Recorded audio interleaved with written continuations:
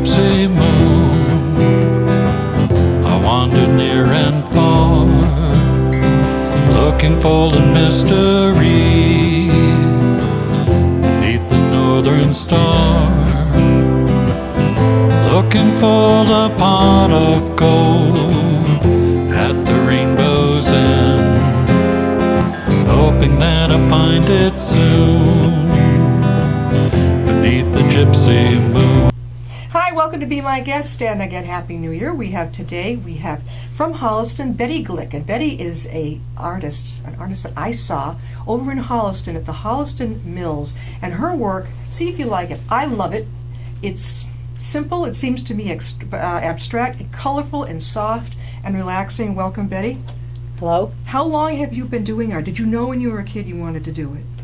Not precisely, but I always did it because my mother was an artist. Yeah. So I was always drawing and painting as a child, and took some lessons once when I was in elementary school, and I think I was the art editor of my high school yearbook. Well, that's good. But by the time, but I never thought of it as anything that would be a career of mine. You never thought about it? No, because writing was what I was really good at, and Yeah. I thought that was where I was going to go. Sure. And so I did not follow in Mom's footsteps, but rather became a potter. You were a potter. Yeah, and I did that for about 25 years. Yeah. And it was a very good career to have when you're home with kids. Yeah. So I, it started as a hobby, and eventually I made a fairly successful business out of it. Mm-hmm. And I always continued, though, every once in a while I'd go to a place like UMass Mass Art College in Boston, right. or RISD, or down in Rhode Island? my mother's degree is from RISD. I never lived there. Yeah. And would take a class in drawing or something, but it was all kind of a sideline, and the pottery was really the important thing. You liked that the most. Did you go to college after high school? Yeah, I went to Swarthmore College. Swarthmore. What did you major in? English, art history, and music history. Interesting. I majored in art history. Did you? Yes, I did. Didn't go anywhere What with was it? What's your favorite period of art? I like expression, or what's it called, impression or expressionism, and I love, who's the guy that used to, I forgot his name, splatter that paint? Jackson Pollock. Oh. To me, it doesn't look like fun. I'm not interested. I don't, if somebody's doing a bowl of fruit, and it's every detail, and it's all realism, I'm like... Well, but you're right, but it depends on how that's done. Yeah. Are you familiar with Vermeer? Yes. So you must love Vermeer, or Rembrandt, right? If it's got an abstract feel. Well, it's not that it's abstracted soft. even. It's the light, Soft. and it's just the way one color relates to another. Yeah. Well, let me tell you, this Betty is very big. Paul, see if you can. I think that hold this one up. It goes this way. Alrighty. It could go either way. Yeah. Now, what is that of, Betty? Just something that came into your mind? Is it just an abstract design? What was that? It's just palette knife marks filled with yellow and orange paint all over. Mm-hmm. Just one color, and I'm sorry about the dirty edges. See, this is what it looks like in the studio, because I'm always picking it up and most of us would never think to look at those edges. So before they are exhibited, I usually paint all this white. Sure. Okay. Mm-hmm. So this is a good canvas, I think, to illustrate my process of painting. Although I can't tell you that there really is a process, but it appears that what my process is I just start putting colors down. So the only decision I've made really is what size canvas, what shape. I like these boxy ones. I like them too. Yeah. Well, they're all the same thickness. Yeah, I know. That's another thing that caught my eye. Your box shapes. Yeah, and what colors I'm going to start with. Yeah. And then I just move from one color to another, and then after a while, the strokes or the decision of where some block of color is, or how big it is, or how bright it is, will suggest some kind of a form. And then on this one, I went in with black lines to kind of accentuate certain forms. So I'm not saying this is a landscape, but it probably looks... It feels a little... like it almost looks like a yellow mountain there, exactly. or a hill. Well, how could it not be a mountain, right? Yeah. It's got a point on top. And I'm trying to figure... It could be a roof. The one on top, the line on top, I mean, that's interesting, when it figures in with it. I like that. Well, Can't figure out what's that. well, maybe there's a mountain or roofs in the foreground, and then there's like a field or a lake, and then Yes. this is something in the distance. The distance, yeah. Okay. Yeah, very much. Love it. I love yellow anyway. How about this one right next to her on her left, Paul? The one with the beautiful pink, red, and green. This is absolutely beautiful. When did you do that one? That's more recent. It doesn't look quite. It's There more it is. recent. There it is. Yeah. I did a very large panel for an exhibit in Boston called Medicine Wheel. It's a temporary exhibit, and a lot of artists were invited by the man who does this thing at the Boston Center for the Arts every year on World AIDS Day. And it's always there's a kind of a participatory aspect to it, and it's up for 24 hours and then it comes down. So 300 artists participated, and each artist painted a 4x4 foot panel of anything they wanted, except that it had to be the panels. We were provided with the panels. Some people took them home. Some people went to the studio and did them. I did. The panels were black, and you were given red paint. That was it. When you did that one? No. No. This is a painting that I couldn't bring in because it's too big. Yeah.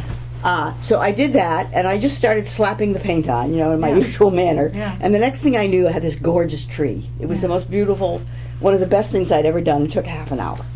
So I said, gee, maybe I can take a little of this home. So when I went home, I started doing the same thing. I began up here with these strokes, which is just the way only now I'm working with real oil paint. Well, that's and expensive. a canvas, and also the quality of the look of it is, and I'm not working with just one color, right? I've got my full palette out, Right. and then and then I extended the trunk down, and there was some underpainting here already. I probably painted over something else, so it's a tree. Oh yeah, Another definitely tree. got that. I love that. So that was the inspiration for that. It's when you look at it. I think with me, when I look at art, what does it make me feel? I don't have to think a lot about it. But how do I feel when I look at it? Do I feel happy? Do I feel like it's breezy? And that looks that way. Well, thank you. You're very welcome. Now, we have over here, we have even two more. Which one did you want to focus on first, Paul? So that we can talk, Betty can talk. There you go. This one right here. Right up here? There you go. That's the one. What is that one? Tell us about that. That's from a couple of years ago, and it's called Contessa with Martini. I love the purple. Purple's my favorite color. So again, like this yellow one, it just started with a lot of paint. Yeah. You can see it, if you get rid of any of the lines and just start looking like at the top area. Yeah. You'll see that I just loved the purple paint, and then I moved over to the complementary color of purple, which is yellow. Yeah. And then I got into the blue part of purple, so then I moved into there's some yellow, which is the complement of. Well, I mean, I'm getting mixed up. Well, orange is the I complement. like of the blue. orange addition to it. Yeah. So I just was playing around with colors, and then don't ask me how, but something in it looks like a figure to me. Now you probably can't see it, but All right, show it again, Paul. This to me, when I see this bottom part, I think of a bottle. yes. Well, yes. You know what? I think it was a bottle. Was it a bottle? Yes, but then it started looking like a lady. You know how bottles? Okay, yeah, look yeah. like, Up top with all the bottles frilly. have a way of looking like female figures with very small heads. It looks almost like the Victorian era type of top floaty on top of her. Yeah, and then I don't know what was going on with that martini glass, but it just suddenly appeared. Now, that's a glass. To me, it looked almost like a box with a line in the middle. Okay. I'm just looking at the triangular shape, Yeah, I the got stem, it. and I the got it little now. curve at the bottom. How long did it take you to do this one? Oh, And it wasn't I half an think hour. I think this painting was something that I was playing with. It was totally frustrating, and every time I'd come into the studio, I'd slap a little more paint on it, and it probably took weeks or months of not continuous painting, obviously, but just it took a long time before it revealed itself to me. Let's put it that way. Yeah. Well, I think it's revealed itself very well. I think it was. And then it got that name Contessa with Martini because I had years and years ago, 10 years ago, I did a series of female figures which were based on a Goya painting of a condesa. That's the Spanish word for Contessa. And I just made this the most recent of the Contessa series. Have you by any chance shown over at Tatanook Bookseller in Westboro? They have a whole huge room for presentations. I've given presentations. Artists can have their displays. I really recommend it. It's really cool. Well, thanks Yeah. for the tip. Yes, definitely. I was thinking somewhere else. I can't think of it right now. Some of the, like, I know my husband belonged to the Westboro Gallery. It went under because it was a co-op, and didn't seem like enough people were, putting in to keep it running, rent-wise and this type of, which is sad because they really loved it over there. It's tough to find a gallery. Do you belong to one that they really click with? I was a member of a co-op in Boston called Galatea, which is still there. It's a very large membership for a co-op. Most co-ops have 15 or 20 members, maybe. Yeah. This one has 60, I think. Oh. But I never sold anything, so I I think got he out of sold it. one. It was a very nice group, Yeah. and I was glad to be part of it, but it just didn't work for me. I think I might have stayed with them if it hadn't been such a long trip and parking, and you know what I mean? It was just, yeah. I'm too old. I think for anybody at any age, it's going to be You like, know, oh you my have to God. go, you have to contribute time to the gallery, and it's better if it's Yeah. more local. We're talking with Betty Glick, and she is an artist whom I met over at Holliston Mills. Betty, how can people get a hold of you? The easiest thing I can say that you can remember really easily is that my website is called bettyglick.com. Easy. So if you can remember my name, then just add .com to it. It should come up on your computer. One question, not on And the then on there is other contact information, my phone number, my address. But, that's the easiest way to get Are it. you by any chance related to, what was Larry the... Glick? Yes. No. Okay. Thank you. Okay, not Larry Glick. Because that's the only place I've ever heard that beautiful last name, Glick. I thought, maybe. Now, Paul, can you focus on this one right down here? Look at all the pink. You like pink and red, don't you? Well, I went through a phase. I'm going through a pink phase. Look at this one now. What is that? Looks like, I don't know, it looks more geometric in a way, building up. Does it look like that to you? Yeah. So I was doing a series. I was trying to do some Italian Hilltown sort of paintings, Yeah. and they weren't working out very well. So this is sort of the opposite of my usual process. I like And it. this one looked like more of a realistic Hilltown, but I hated the painting. You hated it? In Really? its former state. Oh, in a former state. So then I just went in and I just changed all the colors and made all the forms more abstract. And Yeah. this is where it is now. I wouldn't say that I'm certain that it's finished. Paul, show the green top there. I love the way the green blends in with the red right below it. And then I have never seen anybody use the red and the pink so beautifully. And then you will, like with this one, this one doesn't have red or pink, but you put the orange in with something I might not think of, purple and yellow. You put the red and the pink in, and then the green you wouldn't normally think, but it did. It went in with it beautifully. Yeah, I really do it. I know something about color theory, but I'm not thinking about it when I paint. No, you just do it. So, yeah, as Picasso said, and somebody asked him something about his Yeah. way of painting, he said, one color calls to another. Yeah. You mentioned, when I started off majoring in art, the drawing, and then I switched to art history, and this is the reason why. I was only a freshman in college, and we were all in the room together. We all had our stuff to draw on, and she put it was a plant or a chair up on top of a table, and she says, draw this. I said, okay, I'm not into detail. I did it in a very, I would suppose, more abstract. And so she came over, and she's looking at the other kids' work, and she asked me, she said, is there something wrong with your eyes? Oh, this is such a... I can't tell you how many times I've heard that story. Really? Oh. I stopped her class and went to art history. That's it. That's too bad. Yes, it was. I but couldn't my believe it. my mentor, the man who does Medicine Wheel, Michael Dowling, Yeah. who's fairly well known in Boston. He's an installation artist now, but he was a really good landscape painter for a long time. And he tells exactly that story. He's in school as a little boy, and he had an intuitive artistic ability, and the teachers told him to paint the tree outside the window. It was fall, and it was beautiful. And she said, and this is how you paint a tree. And she first draws the trunk, and then the branches, and then she puts the leaves on, right? So Michael tells the story that he's sitting there, and he's looking at the tree, and it's like this, colors. Yeah. And he scribbles, and he does this expressionistic tree. And the teacher did exactly what happened to you. Picked up the picture, put it up, hung it up on the front, and humiliated him in front of every student, saying, this is the worst tree drawing I've ever seen. Oh my gosh. Can How you old was imagine? he? How did this teacher ever get her license? Was he a little guy? It was elementary school. I don't know, whether it was kindergarten, first grade, but really pretty young age. See, I was old enough to say to myself, something is very wrong here, and to get myself out of that class. And at that point, there wasn't anybody else, I don't think. So I went into art history because I still loved art, and which was very easy for me. I mean, I loved looking at the pictures, remembering the artists. But I'll never forget what she did, and I kept thinking, why would someone do that? She wanted you to get every line, every vein in a leaf. That's just not me.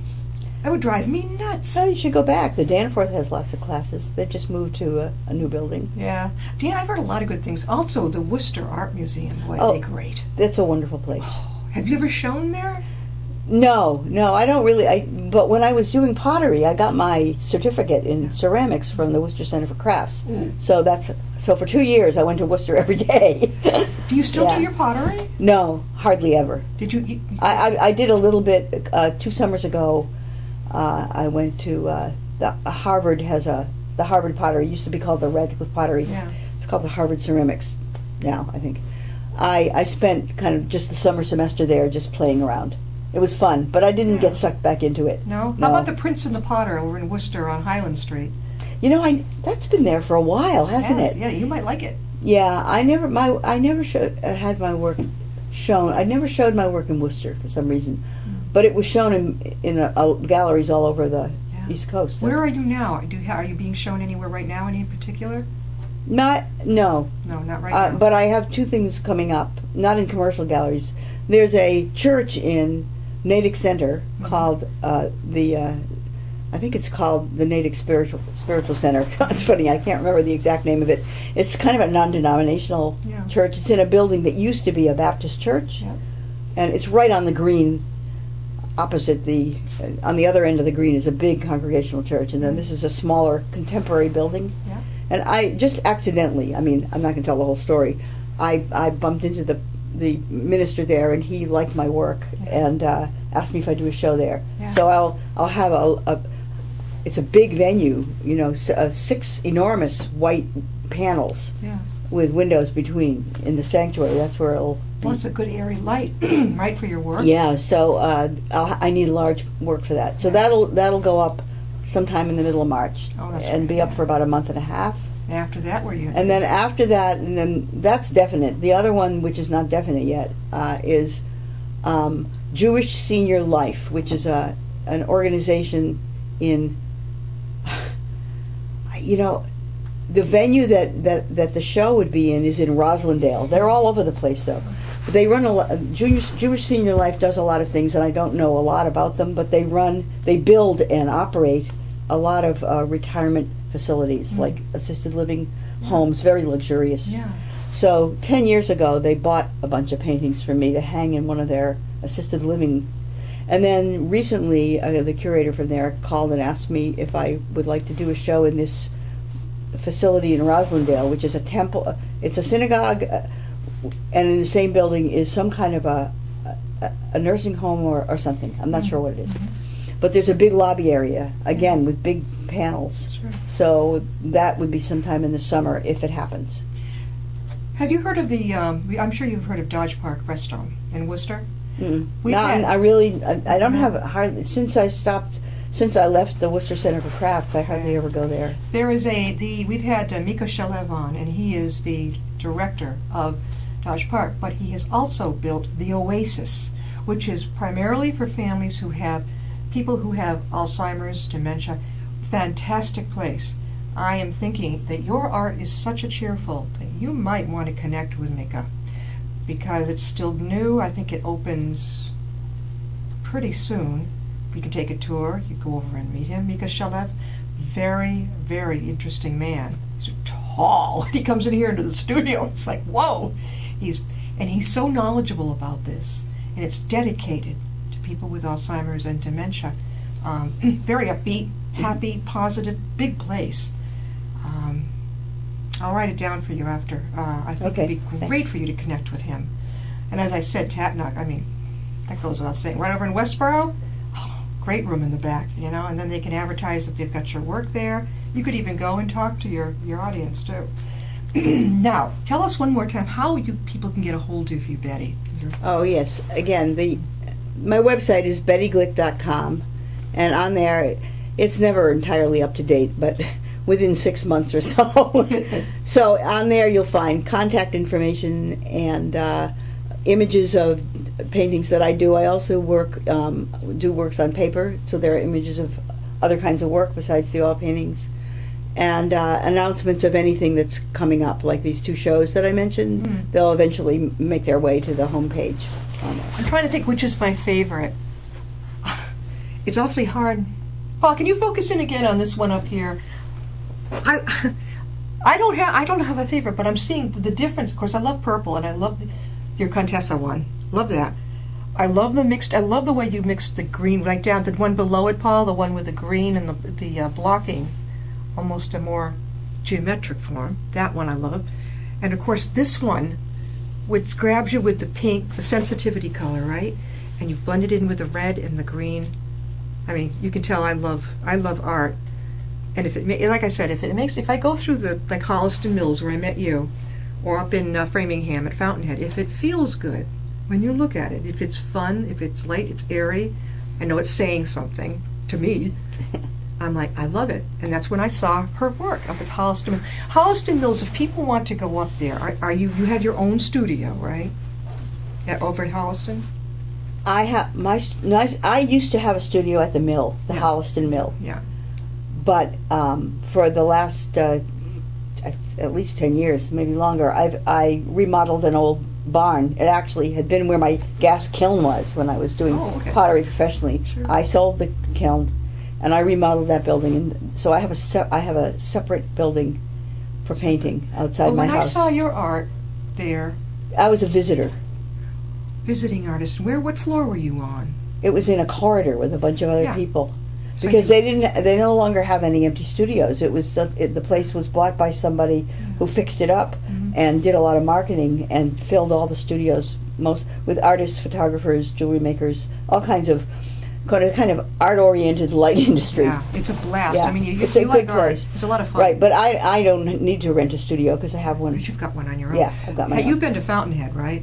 To Fountain Street. Fountain Street over Yeah, in Framingham. I've been there. I've never had any connection with them. There's a gallery there too. And it's Fountain Street Gallery. Yeah, It's in the same building. And then it's And then all those artists 4 or buildings. 5 floors. It was an old factory-like mill. Yeah. The only thing is, I would never get on that elevator.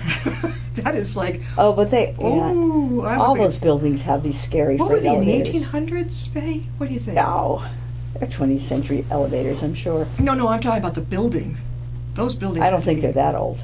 Really? Nah. They looked so. Maybe my husband could answer that. Yeah, I just. Tom? Do you have I any? don't know. You don't know. He doesn't know. Well, the history of, they were probably shoe I think factories. the shoe Yeah, factories shoe are factories. Yeah. late 19th century. Late 19th century. Late 19th century shoe factories. That was big The around. one in Holliston was a shoe factory. It was a In shoe- fact, it's still, there's some kind of parts of the belt system, belts and pulleys that ran all these machines are still intact in some of the top floor studios. And there are lots and lots of old wooden shoe lasts lying around.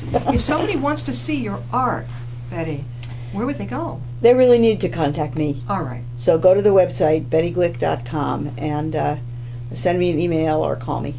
What advice would you give somebody starting out in art these days? Because it seems to be, I don't think it's a luxury. I think it's fun and fun to have around your house. But a lot of people think, oh, it's a luxury. I don't want to buy it. And I'm thinking, oh, how can you live without art? What would you suggest to some of the people who think, well, I'd like to get into art, but nobody's going to buy it. It's not good enough. What would you say to them? I'd say if you're thinking about the business end of it, stay away from it. That's good. Okay. Don't be a bean counter. I'd say if you're an artist, you'll want to make it and you'll do it.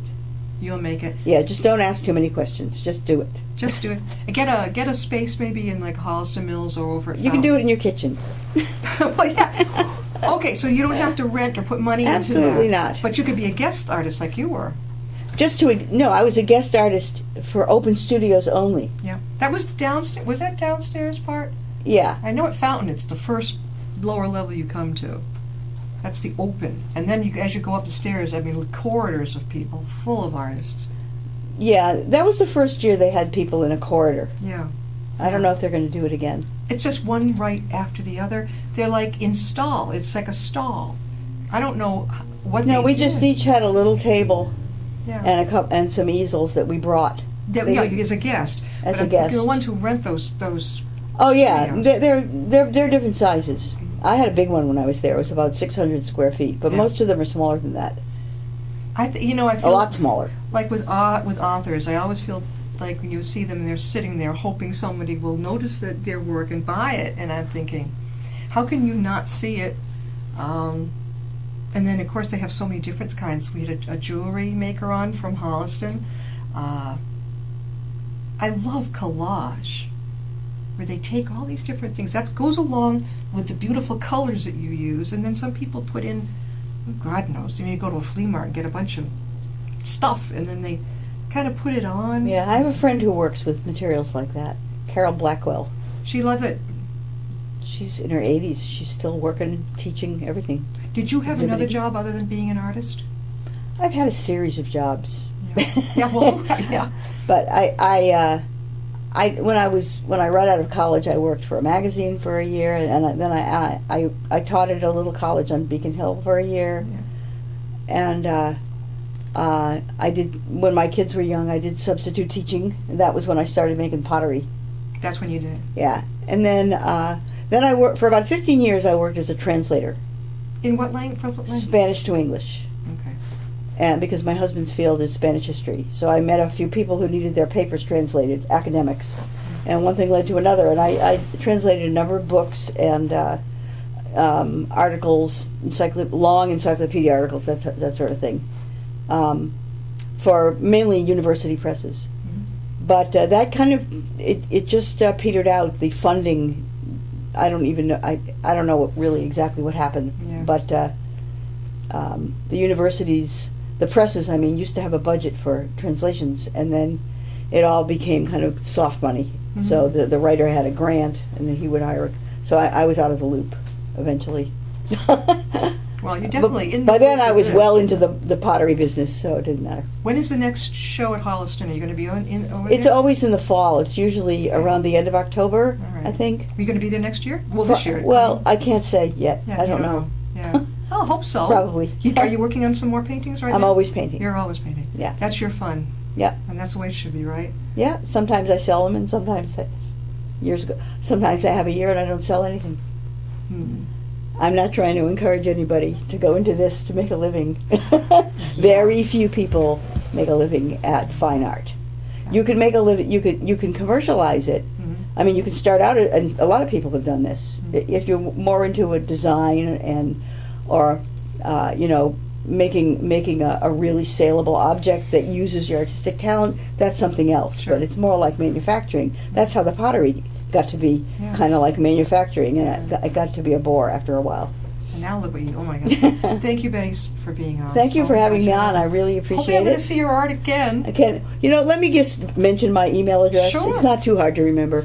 BettyGlick@Verizon.net. I don't know how easy that is. That's a good one. And then online, it's bettyglick.com. Yeah. Right? That's your site, Yeah. your website. So you can see a lot more than what we saw today of Betty's work. And it's happy. It's happy painting. It's really beautiful. Thank you, Betty. Well, thank you again, Jan. You're welcome. We'll see you next time.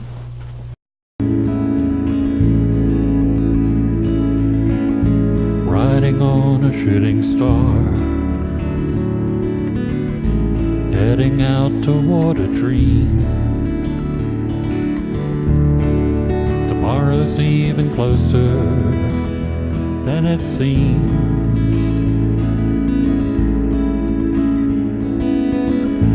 Moving through the cloudless sky, heading out toward the moon.